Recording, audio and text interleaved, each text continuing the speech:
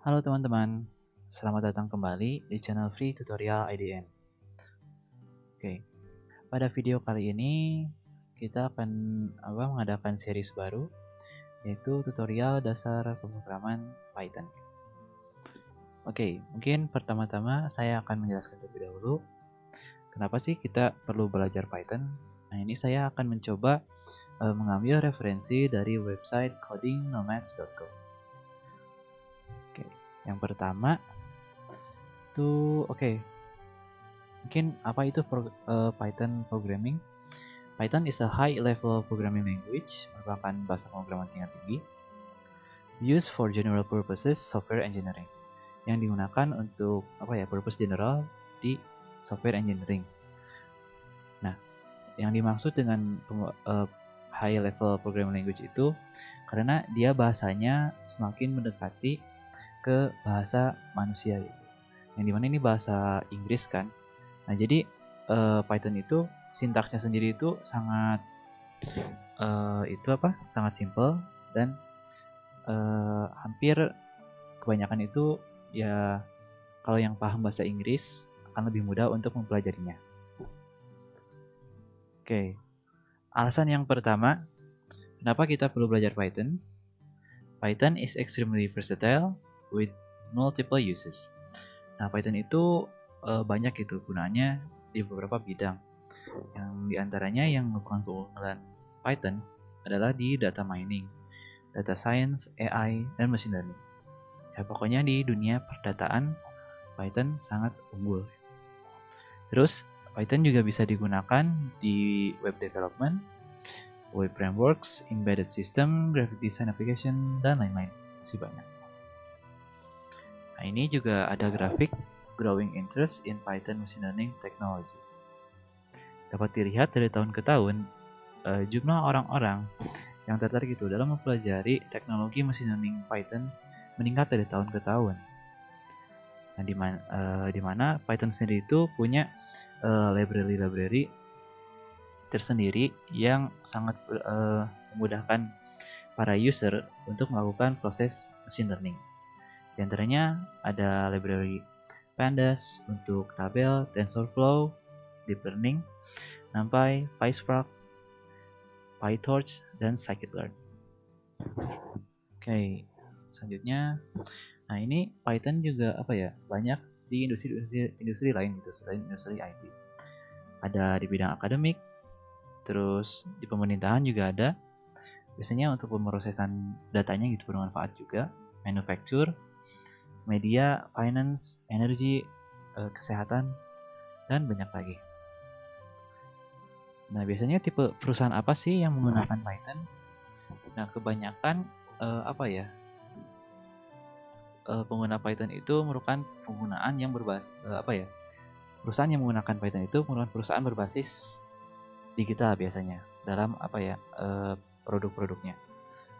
Nah, misalnya kayak seperti Google, Netflix, Facebook, Instagram, dan lain-lain gitu. Ataupun perusahaan bidang data, ataupun aplikasi, ya pokoknya yang ada datanya ya biasanya Python sering digunakan. Oke, terus alasan yang kedua, Python is the fastest growing programming language. Nah, ini ada grafik dari stackoverflow.com yang dimana pengunjung yang berkunjung ke Stack Overflow bagian Python sangat banyak dari tahun ke tahun, dan orang-orang yang bertanya mengenai topik-topik di Python banyak gitu. Dan ini juga merupakan TOB, Most Popular Programming Languages by Search Queries. Python itu ini per Januari 2021 Python ada urutan ke-3. Nah, Python juga sangat besar gitu ya permintaannya di dunia kerja itu, ya tidak heran gitu karena sekarang itu data perusahaan itu semakin meningkat dan semakin menumpukan, dan kita perlu memproses data-data tersebut agar dihasilkan gitu suatu insight atau keputusan yang dapat membantu perusahaan tersebut lebih berkembang. Seperti itu. Nah, salah satu keunggulan yang lainnya dan mungkin keunggulan paling terkenal gitu ya dari Python itu, yaitu easy to read, write, and learn.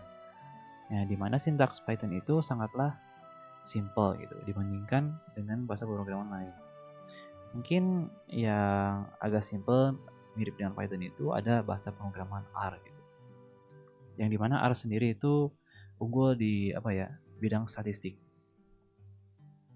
Mungkin saya akan coba munculkan gambar contoh perbandingan sintaks Python dengan sintaks bahasa pemrograman yang lain. Nah, terlihat kan bahwa sintaks di Python sangatlah simple gitu. So it's no wonder that Python is the most wanted programming language.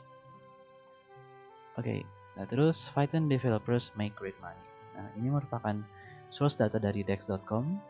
Ini merupakan rata-rata software developer salaries di US. Ada skill Ruby, Python, Java. Ini di bidang software developer ya. Mungkin nanti kalau di bidang machine learning, data science, data analyst kan beda lagi. Mungkin lebih besar. Nah, mungkin cukup 5 saja. Yang terakhir itu saya mention saja sekalian ya. Python has an incredibly supportive community. Ya, komunitas Python itu sangat luas gitu ya cakupannya di seluruh dunia. Dan biasanya itu para pembelajar gitu ya, yang belajar pemrograman Python itu sangat mudah gitu ya untuk menemukan jawaban-jawaban pertanyaan dari mereka dari internet gitu ya, saking banyaknya supportive community di Python gitu ya. Nah, biasanya kita mengajukan pertanyaan tuh ke website Stack Overflow. Di sana biasanya banyak gitu ya pertanyaan-pertanyaan secara umum yang sering terjawab di sana. Okay, maybe that's enough for the reason why we have to learn about Python programming language. Okay, next we move on to the Jupyter Notebook installation. Oke, nah mungkin pertama-tama, kenapa sih saya memilih Jupyter Notebook gitu ya sebagai tempat saya mengkode Python? Nah, alasan terkuat saya itu di Jupyter Notebook itu instalasinya simple dan juga kita dapat membuat gitu ya suatu banyak pekerjaan dalam satu halaman sekaligus gitu. Jadi nanti itu di Jupyter Notebook itu seperti namanya gitu ya. Ini tuh merupakan notebook. Jadi nanti itu kita ada sel, jadi kita dapat kalau misalnya tugas-tugas sekolah itu kan beberapa nomor ya, 1, 2, 3, 4, 5 sampai 10 biasanya. Nah, itu dengan menggunakan Jupyter Notebook, kita dapat melaksanakan tas-tas tersebut, misalkan satu nomor itu dalam satu halaman. Terus ya maksudnya 10 nomor itu dapat dikerjakan dalam satu halaman sekaligus. Ya nanti setelah kita terjun praktek akan paham sendiri ya apa yang saya maksud.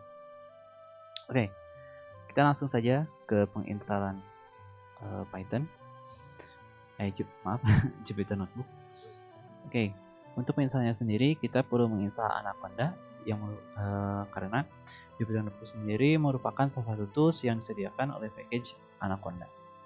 Nah, pertama kita kunjungi website anaconda.com. Terus kita buka products bagian individual edition. Setelah itu klik download. Oke. Nah, setelah teman-teman selesai mendownload, nanti kita akan muncul seperti ini. Nah, mungkin nanti tampilannya agak berbeda ya. Ini yang saya buka ini versi tahun 2020 kemarin. Tapi mungkin nanti akan cukup mirip lah untuk pas instalasinya. Next, ini buat license and agreement. I agree. Install for just me. Ya, all user juga boleh.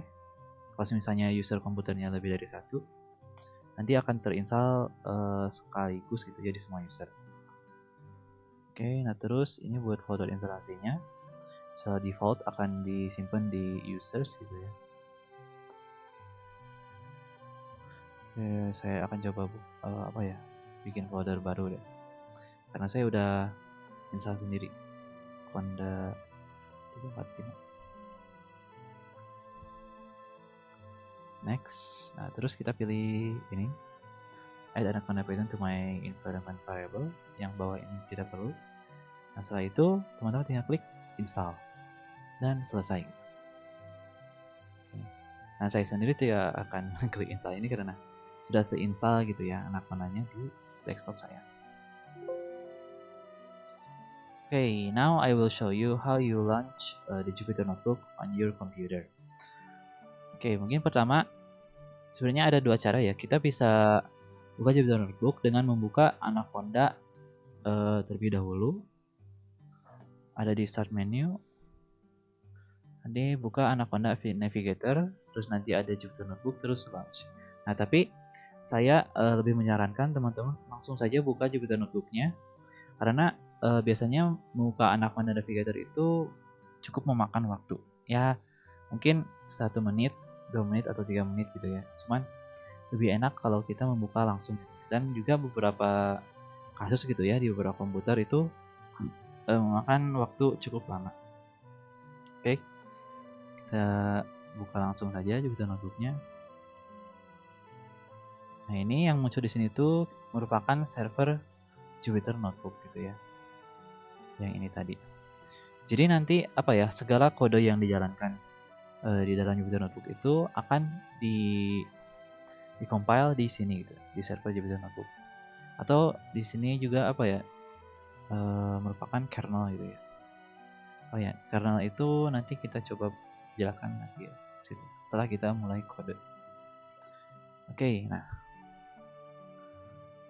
untuk memulai apa ya, proses penulisan kode, kita coba buka folder baru. Coba buat folder baru di desktop. Misalkan foldernya itu, oh ya, untuk membuat folder kita bisa buat langsung di Jupyter Notebook-nya sendiri. Tidak perlu buka Windows ini Explorer. Langsung saja folder. Oke, ini untitled folder, kita klik ini yang bagian kotak ini, terus rename ya. Oke, tutorial dasar Python. Oke, nah terus untuk kodenya sendiri kita harus bikin notebook Python-nya. Itu klik new, terus Python 3. Oke. Nah, sudah, kita ini bisa merename nama notebooknya. Oke. Introduction to Python. Programming language. Oke. Nah, ini yang teman-teman lihat, yang kotak ini, kolom ini namanya merupakan cell. Itu tempat kita menginput kode kita. Oke, misalkan kita coba kode pertama kita yaitu print hello world. Nah, untuk mengerun kodenya sendiri kita bisa klik ini atau simply tekan shift enter. Oke, that's our first code di Jupyter Notebook ya, untuk bahasa pemrograman Python gitu. Oke. Mungkin sekarang juga saya akan mencoba menjelaskan gitu bagaimana cara kita mengotak-atik gitu ya Jupyter Notebook ini. Nah, seperti yang saya jelaskan tadi di awal bahwa kita itu mudah gitu ya untuk apa ya, mengerjakan beberapa tugas sekaligus gitu ya dalam satu halaman. Nah, ini soalnya kita bisa membuat banyak sel gitu ya di sini tuh dengan menekan klik tambah ini. Atau kita juga bisa menghapusnya gitu ya kalau misalnya tidak diperlukan atau kebanyakan atau mau membuat ulang gitu dengan menekan ini cut. Terus kita juga bisa geser sel ini dengan menekan tanda arrow ini, bisa down arrow untuk ke bawah dan up arrow untuk ke atas, seperti itu. Dan juga bagusnya di Python itu kita bisa dapat menambahkan suatu notes gitu ya. Ya kalau namanya itu markdown gitu ya kalau di Python itu. Nah, bisa lewat sini. Jadi kita pilih satu sel. Nah, terus di sini markdown itu misalkan ya apa ya, belajar Python. Nah, ini itu bukan kode tapi merupakan teks gitu ya. Dan ini juga kita bisa membuat sebuah heading atau judul yang menambahkan tanda pagar belakangnya. Nah, ukurannya juga bisa macam-macam. Nah, seperti itu. Bagus kan? Ya. Nah, selain tadi untuk membuat markdown itu bisa lewat sini, kita bisa langsung menggunakan tombol shortcut. Itu pertama, kita klik escape terlebih dahulu. Terus kita klik M. Nah, sudah, ini jadi markdown gitu ya. Hello markdown. Oke. Mungkin sampai sini dulu untuk video introduction to Python programming language, dan juga mengenai instalasi Jupyter Notebook dan bagaimana menggunakannya. Oke, cukup sekian. Jika semisal teman-teman ada pertanyaan, silakan drop in the comment section below. Thanks for watching.